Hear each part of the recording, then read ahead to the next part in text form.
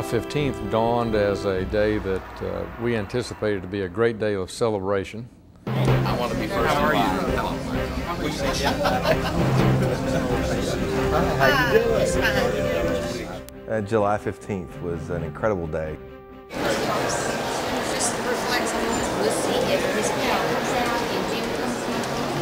And while the script had been written well, what we didn't know is that July 15th would be one of the most historic days in the state, and end up with the script being completely rewritten by forces unknown to Lieutenant Governor Huckabee. Mike Huckabee.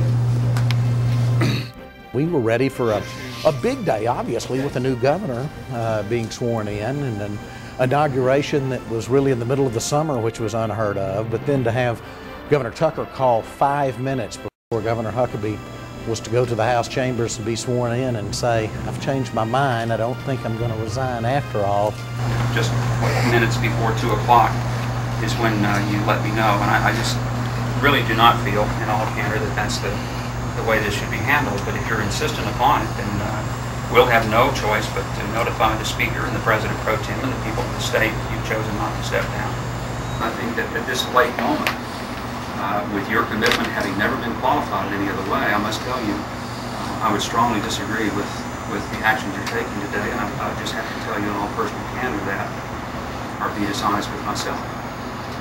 You are now going back on what you told the people, and it seems to me that well, let me please finish. It seems that your actions are being done in your interest, not in the interest of the people of Arkansas. All right, thank you. He has said, I'm having it, absolutely believe I'm not in a scene from the Twilight Zone. 2 minutes before 2 o'clock, the governor calls and tells me that he has decided that since he has filed a motion on Friday, he expects that as a result of the motion, his jury verdict will be set aside within the next 2 weeks, that it would nullify any reason for him having resigned.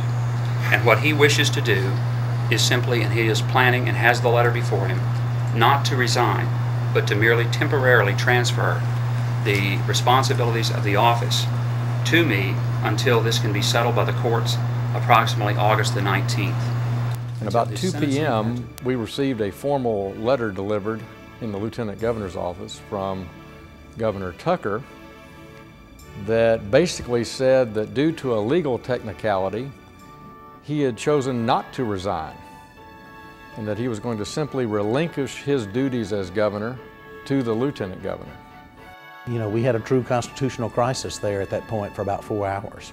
Our side, this isn't about us and him. This is about right and wrong. This is about just and unjust. This is about promises and breaking them, and it's as simple as that. Not since the Brooks-Baxter War in 1874 had we had 2 men who claimed to be governor essentially at the same time. I think the governor realizes this is a critical moment in the state's history, and we're going to proceed calmly as he has up until this point. And it was a madhouse. You had a Capitol full of people who had come to see Mike Huckabee become governor, and once the word spread throughout the Capitol by word of mouth that Tucker was not going to resign, that crowd turned ugly.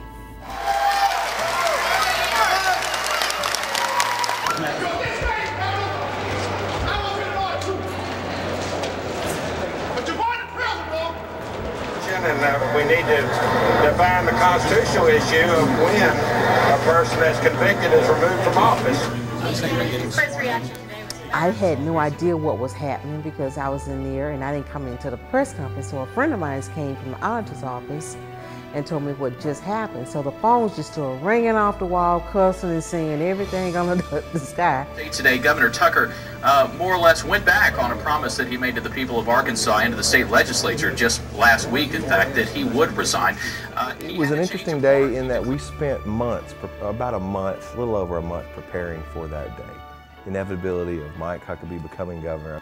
And fortunately, Lieutenant Governor Huckabee had an amazing ability to keep calm, to keep people around him calm, to set the direction of working with the legislature. And he delivered, I think, one of the best speeches of the entire 10 years he's served in the governor's office on his first day. Good evening, ladies and gentlemen. Tonight, I fully expected to address you as the 44th governor of the state of Arkansas. It's the kind of speech that when you're listening to it, you know you're listening to a moment in history that's very, very important. It's the kind of speech that gives you chills. So tonight, I stand before you with no script, with no written words, just a few moments to share with you from the depths of my heart, as a fellow Arkansas citizen, exactly where we are in this very critical moment in our state's history. I actually tuned in and watched his speech to the state and was astounded at his ability in such a crisis situation to display calm the whole state after that. Now, let me simply express to you, we want America to see the best we are and come to understand Arkansas is truly a small but a wonderful, wonderful state with wonderful, wonderful people. God bless and good night. His common theme was to relieve the people, to keep everybody calm, and what was best for the state. It was always what was best for Arkansas, what was best for the citizens of Arkansas. We just received moments ago a letter dated at 4:40 this afternoon. We respectfully refuse to receive the governor's letter and respectfully will continue acting as acting governor and will carry on as planned unless a court of law fully and completely tells us that it is inappropriate to do so. It was so chaotic, it's hard to put into words. In fact, the Arkansas Democrat-Gazette the next morning would describe it in the lead to their main story as the most chaotic day in the history of Arkansas politics. The fact that citizens from around this state got in their vehicles and drove to this building that day because they thought that their governor was not going to be allowed to be governor, that was amazing. I mean, people came from miles and miles around. It wasn't storming the Bastille, but it felt pretty close.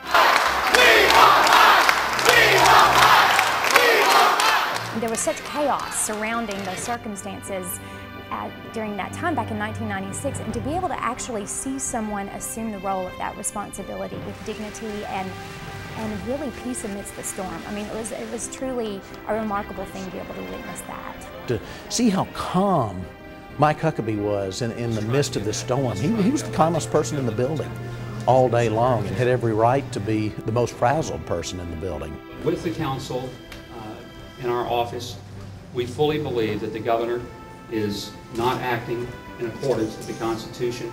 Therefore, I have no intention of turning over the reins back to Governor Tucker at this time.